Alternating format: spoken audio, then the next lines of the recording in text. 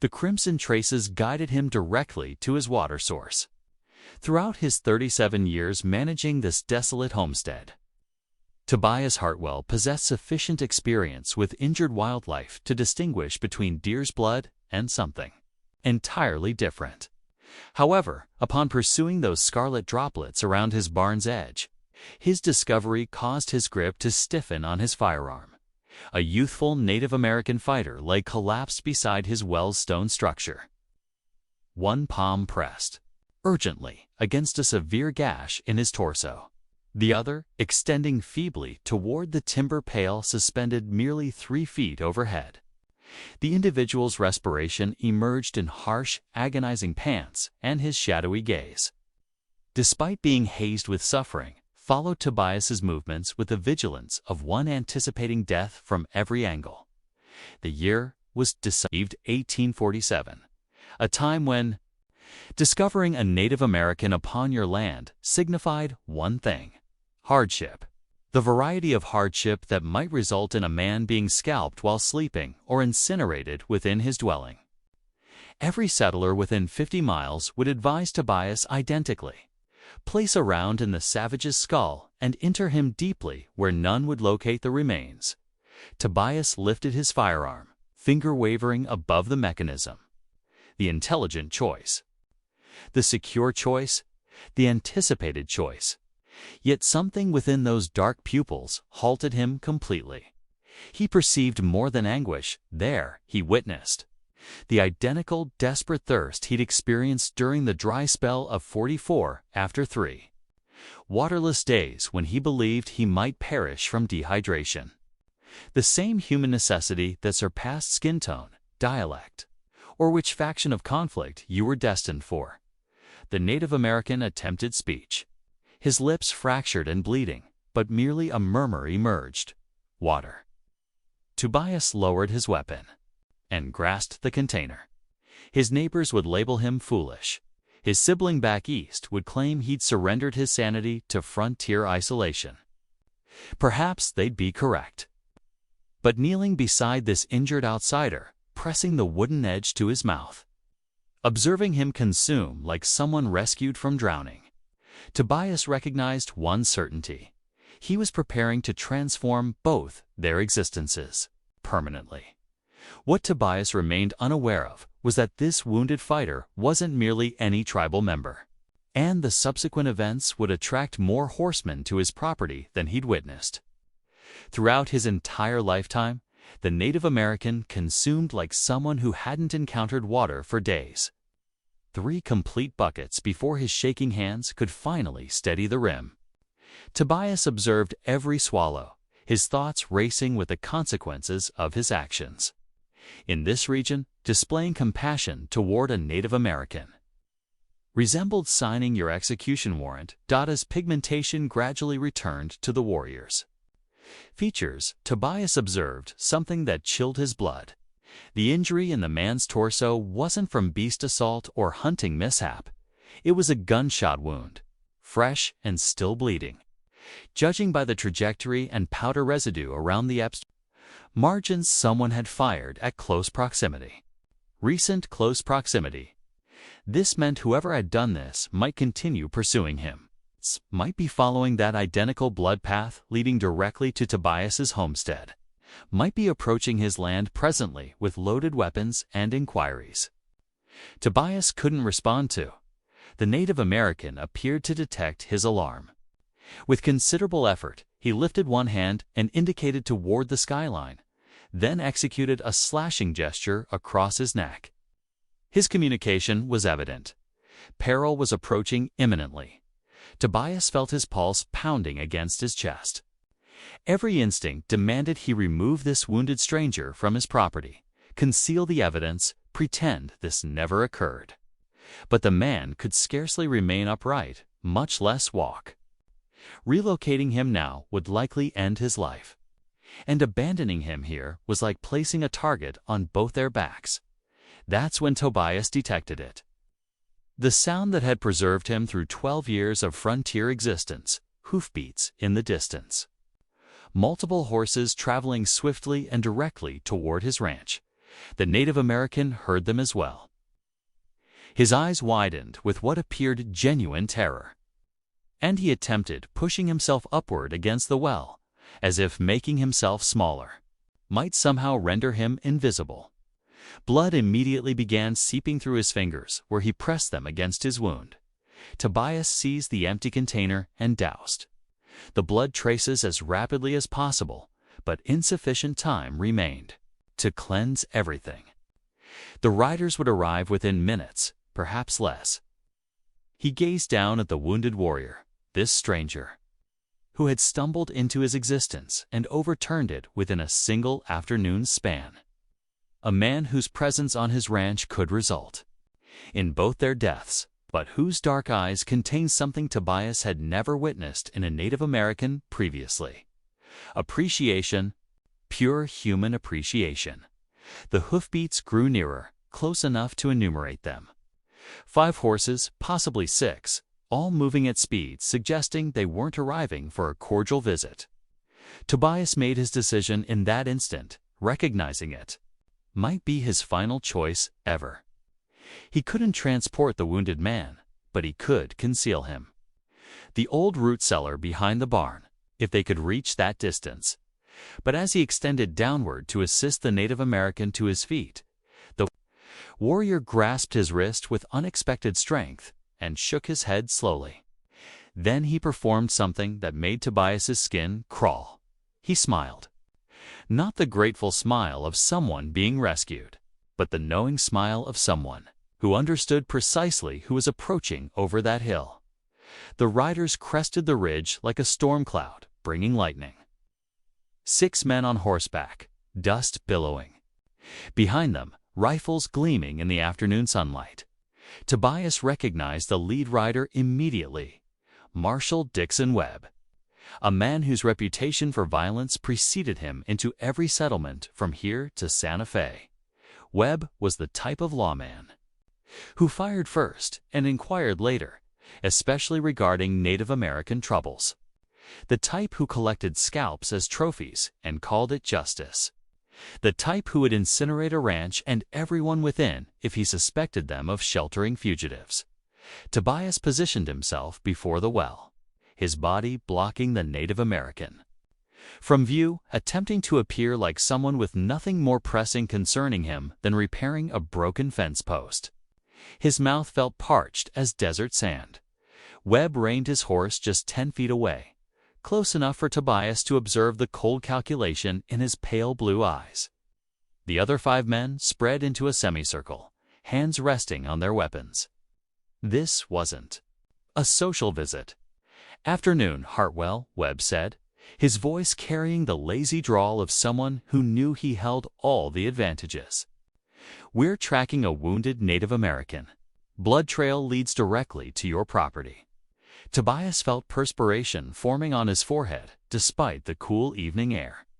"Haven't seen any Native Americans, Marshal. Been working on the south fence all day." Webb's eyes swept across the ranch, absorbing every detail. The man missed nothing. It's what made him so dangerous. His gaze lingered on the dark stains in the dirt near the well, and Tobias felt his stomach plummet. "That's so." Webb dismounted slowly, deliberately. "Because that certainly appears like blood to me. Fresh blood. And unless you've been butchering cattle next to your drinking water, I'd say someone's been here recently." Behind Tobias, hidden by the well's stone wall, the wounded Native American remained perfectly motionless. But Tobias could sense the tension radiating from him like heat from a forge. One sound, one movement, and they were both dead men. Webb advanced 3 steps closer, his hand now resting openly on his pistol. "You know what the penalty is for harboring Native American fugitives, don't you, Hartwell? It's the same penalty as for treason. A rope around the neck until dead." The words suspended in the air like a death sentence. Tobias felt every muscle in his body coiled tight as a spring, ready to fight or flee, knowing neither option would preserve them. Webb was too close now. Any sudden movement would expose the Native American, and once that occurred, bullets would begin flying. That's when something impossible happened. The wounded Native American spoke, not in English, but in his native tongue. A string of words that flowed like music, clear and strong despite his injuries. Words that made Marshal Webb freeze mid-step, and the color drain from his face like water from a broken bucket. Webb's hand fell away from his pistol. His mouth opened and closed like a fish gasping for air, and when he finally found his voice, it emerged as barely more than a whisper. "Dear God, ... you're him." The other 5 riders immediately dismounted, their weapons forgotten, their faces showing the same mixture of shock and something that looked almost like fear. But not the kind of fear men show when facing an enemy. The kind of fear men show when they realize they've just made a terrible mistake. Webb turned to Tobias, his face now pale as winter snow. "Do you have any idea who you've been helping?" Tobias stared at Marshal Webb's terrified face, his mind spinning like a wagon wheel stuck in mud. In 12 years of frontier living, he'd never seen the ruthless lawman show fear of anything not outlaws.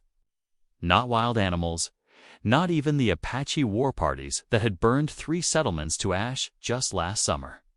But now Webb looked like someone who had just seen a ghost. The wounded Native American spoke again, this time in perfect English, his voice carrying an authority that seemed to fill the entire ranch. "Tell him who I am, Marshal. Tell him why you rode so hard to find me." Webb's Adam's apple bobbed as he swallowed hard. When he finally spoke, his voice cracked like a teenager's.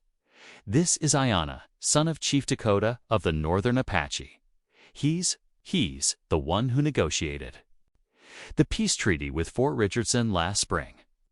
Tobias felt the ground shift beneath his feet. The peace treaty, the same treaty that had stopped 3 years of brutal warfare between the settlers and the Apache. The same treaty that had saved hundreds of lives on both sides. The same treaty that had made it safe for families to settle in this territory without fear of midnight raids. And he'd been giving water to the man who'd made it all possible. But if Ayanna was a peacemaker, why was he running from the law with a bullet in his side? "There was an ambush," Ayanna continued, his breathing still labored but his voice growing stronger with each word. 3 days ago, a meeting with Colonel Morrison about expanding the treaty to include the Southern Territories. But Morrison had other plans. Webb's face went from pale to gray. "Colonel Morrison is dead. Shot in the back during a Native American attack 3 days ago. You're wanted for his murder." "Because that's what they want you to believe," Ayanna said, pushing himself up straighter against the well. "Morrison wasn't killed by Native Americans. He was killed by men wearing war paint, speaking just enough Apache to fool the witnesses. Men who knew exactly when and where we would meet." The implications hit Tobias like a physical blow. Someone had staged Morrison's murder to frame Ayanna. Someone who wanted the peace treaty destroyed. Someone who wanted the territory to burn again. Who? Webb asked, though his expression suggested he already suspected the answer. Ayanna's dark eyes hardened like flint. The same men who've been selling guns to the renegade tribes. The same men who've been making a fortune off this war. The same men who sent you to hunt me down instead of looking for the real killers. Webb took a step backward, his hand moving unconsciously toward his weapon before stopping. "You're talking about treason, about corruption in the territorial government. Those are serious accusations. And they'll remain accusations until I can prove them," Ayanna replied. "Which is why they need me dead before I reach the Apache Council tomorrow. Why they put a bullet in me and left me for dead. Why they're counting on men like you to finish what they started." Tobias watched this exchange with growing dread. He'd thought he was just helping a wounded stranger. Instead, he'd stumbled into the middle of a conspiracy that could tear the entire territory apart. But what chilled him most was the realization. That if Ayanna was telling the truth, then Marshal Webb hadn't come here to arrest a fugitive. He'd come here to commit murder. The silence stretched like a taut rope about to snap. Webb's 5 men shifted nervously in their saddles, hands hovering near weapons, eyes darting between their marshal and the wounded Apache, who had just accused half the territorial government of murder and treason. Tobias could see the war happening behind Webb's eyes. The marshal was trapped between duty and truth, between orders and conscience. And men like Webb didn't handle moral dilemmas well. They usually solved them with bullets. "Even if what you're saying is true," Webb said slowly, "I have my orders. You're wanted for Morrison's murder. Supposed to bring you back, dead or alive."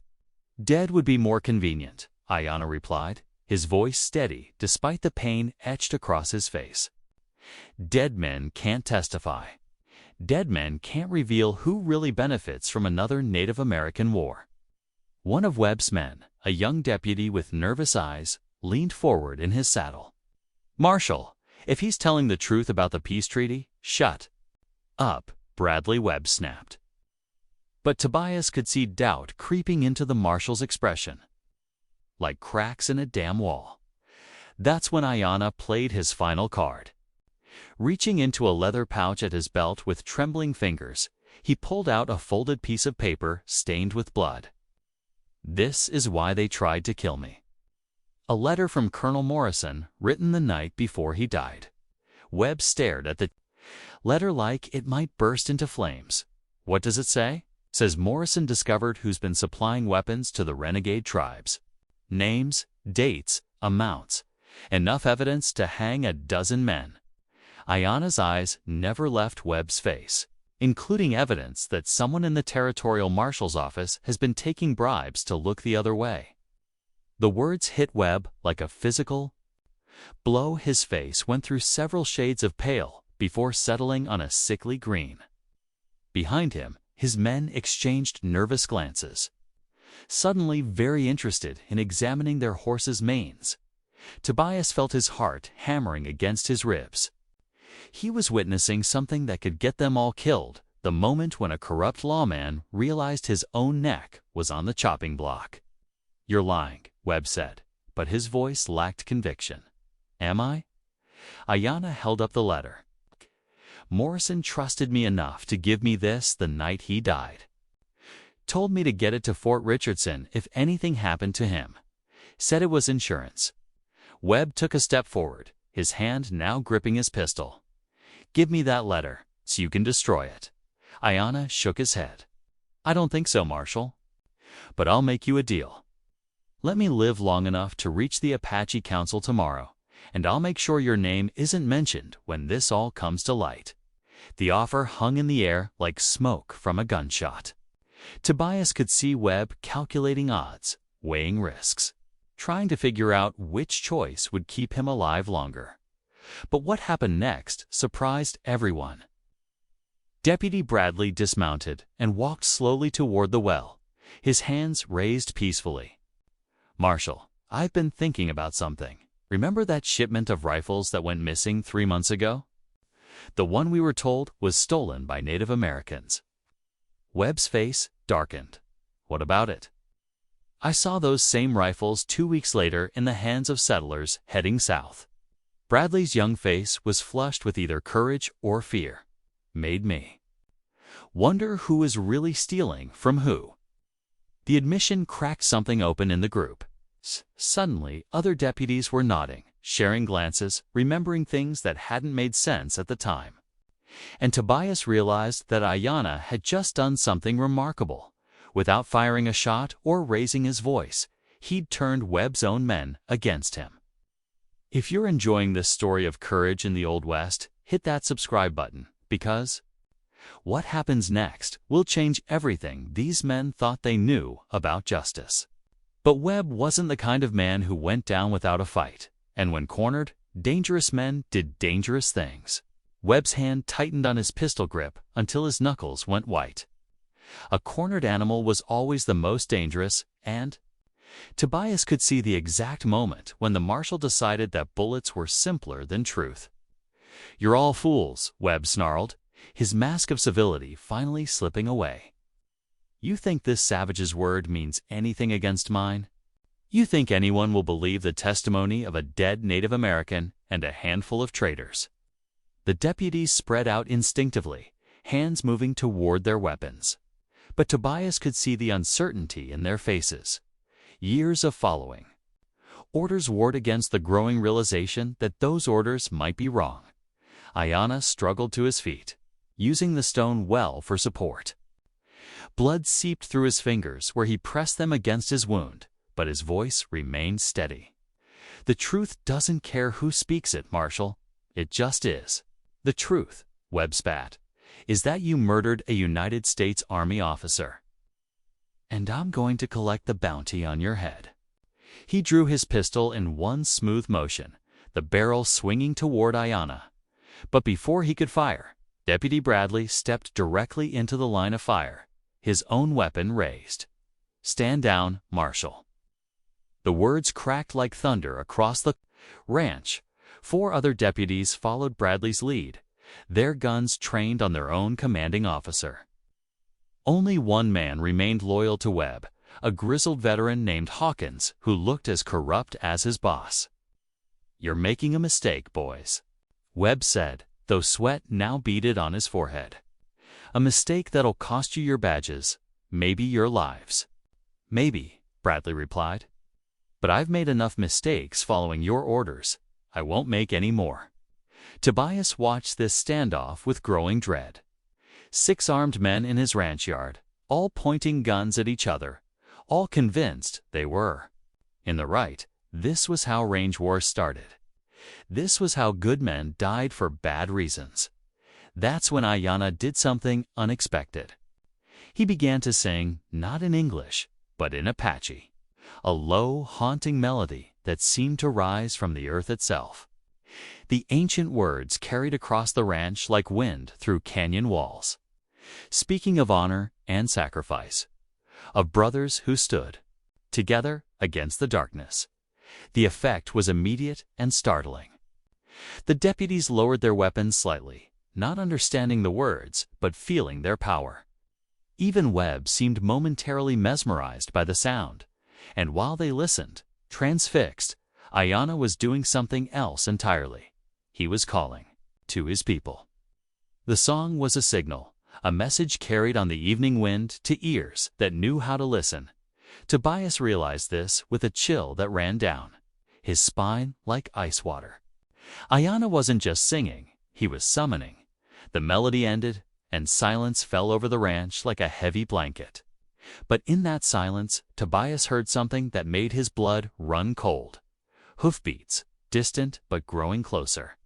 Many hoofbeats, moving fast. Webb heard them too, his face going pale as moonlight. "How many?" Ayanna smiled despite his pain. "Enough." The sound grew louder, multiplying until it sounded like thunder rolling across the plains. Not 6 riders this time, not even a dozen. An entire Apache war party was riding toward Tobias's ranch, and they would arrive within minutes. Webb raised his pistol again, this time pointing it directly at Tobias's chest. "You did this. You helped him signal them." "I gave a dying man water," Tobias replied, surprised by the steadiness of his own voice. "Same as I'd do for any creature suffering on my land." The hoofbeats were close enough now to feel in the ground beneath their feet, close enough to count too many to count. And Webb finally understood what Ayanna had been planning all along.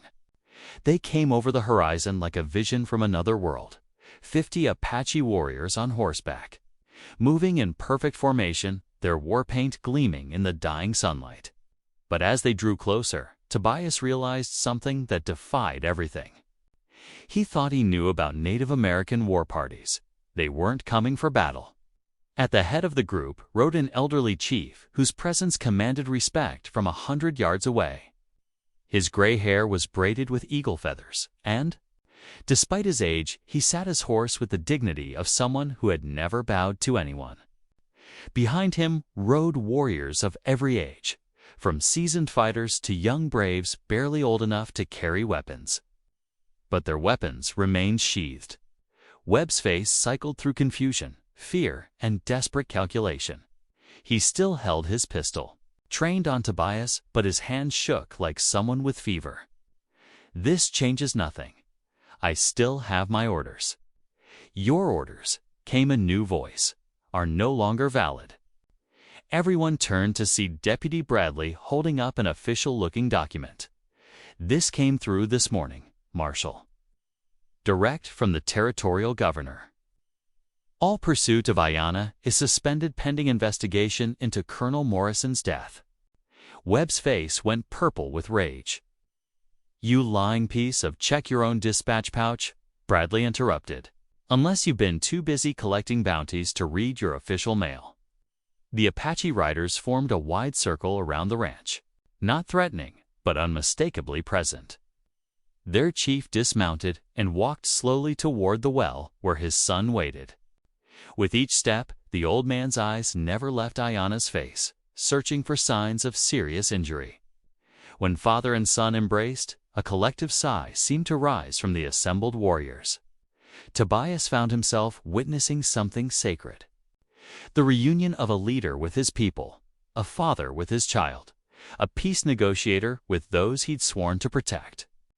The chief spoke to his son in rapid Apache, his weathered hands checking the wound, his face grave with concern. Ayanna responded in the same language. But Tobias caught enough English mixed in to understand the gist, the truth, the conspiracy. The names of the real killers. When the conversation ended, the chief turned to face Webb with eyes like black diamonds. When he spoke, his English was perfect and precise. "Marshal Webb, my son tells me you came here to murder him." Webb's pistol wavered. "I came here to arrest a fugitive from your own corruption," the chief replied. "A man whose only crime was discovering how you and your friends have been profiting from war between our peoples." The accusation hung in the air like smoke from a funeral pyre. Webb's remaining ally, Hawkins, was slowly backing his horse away from the circle, clearly calculating his chances of escape.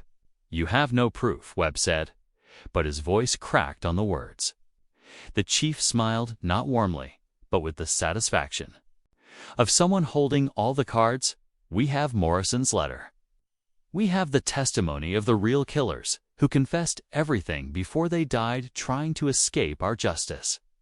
And we have something else." He gestured to one of his warriors, who rode forward carrying a leather satchel. From it, the warrior produced a stack of papers that made Webb's face go ashen. "Your correspondence with the gunrunners," the chief continued. "Every payment, every shipment, every lie you told to cover your tracks. Morrison was more thorough than you knew." Webb's world collapsed in that moment. Tobias watched a corrupt man realize that all his schemes, all his violence, all his betrayals had been for nothing. The evidence was overwhelming, the witnesses reliable, the justice inevitable. But cornered animals were unpredictable. Webb swung his pistol toward the chief, desperation overriding common sense. "If I'm going down, I'm taking you with me." What happened next moved faster than thought. Ayanna threw himself between the gun and his father, despite his wound.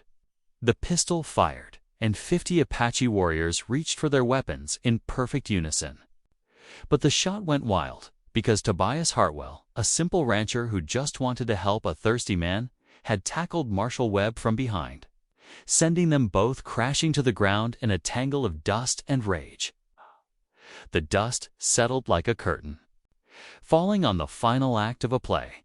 Webb lay motionless beneath Tobias, his pistol thrown clear by the impact. Deputy Bradley and his men quickly secured both Webb and Hawkins, while the Apache warriors slowly lowered their weapons. But it was what happened next that would stay with Tobias for the rest of his life. The chief walked slowly to where Tobias sat, catching his breath in the dirt. The old man's weathered face showed no expression as he studied this white rancher who had risked everything for a stranger. Then, without warning, He placed both hands on Tobias's shoulders and spoke in Apache words that carried the weight of ceremony, of honor, of recognition. Ayanna translated, his voice thick with emotion. He says, "You are now brother to our people. That what you did today, showing mercy to an enemy, risking your life for truth, choosing courage over fear. These are the actions of a true warrior." Tobias felt something shift in his chest, like a door opening to let in light he'd never seen before. All his life he'd been taught that Native Americans were savages, enemies, obstacles to civilization. But looking into the chief's ancient eyes, he saw only wisdom, dignity, and a kind of respect he'd never earned from his own people. The ceremony that followed was unlike anything Tobias had ever witnessed. The Apache warriors dismounted and formed a circle around him. One by one, they approached and touched his hand, not a handshake in the white man's fashion, but something deeper, a recognition of kinship that transcended skin color or culture. When the last warrior had paid his respects, the chief presented Tobias with a gift that took his breath away, a war lance decorated with eagle feathers and intricate beadwork, its shaft worn smooth by generations of hands. "This belonged to my grandfather," the chief explained, "and his grandfather before him. It has never been carried by anyone not born Apache until today." As the sun set over the western mountains, painting the sky in shades of gold and crimson, the Apache prepared to depart. Ayanna's wound had been properly treated by the tribal medicine man, and though he was still weak, he would live to see the peace treaty expanded and the real conspirators brought to justice. Before mounting his horse, Ayanna clasped Tobias's hand one final time. "You saved more than my life today, brother. You saved a peace between our peoples." "I just gave a thirsty man some water," Tobias replied. Sometimes Ayanna smiled. That's how the world changes, one cup of water at a time. 24 hours later, exactly as the title had promised, they were gone. But they left behind something precious, proof that in a world full of hatred and fear, simple human decency could still work miracles. Webb and Hawkins were tried and convicted of treason, corruption, and conspiracy to commit murder.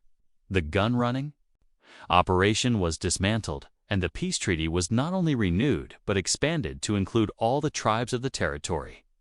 And Tobias Hartwell, a simple rancher who had shown mercy to a stranger, became the first white man in territorial history to be formally adopted into the Apache Nation. Because sometimes, in the brutal landscape of the Old West, the greatest battles weren't won with guns or violence, but with something far more powerful: the courage to see enemies as human beings and the wisdom to choose compassion over fear. Now click on the video on the screen to hear a story even better than this one, with a twist so powerful you won't forget it anytime soon. Click on the video.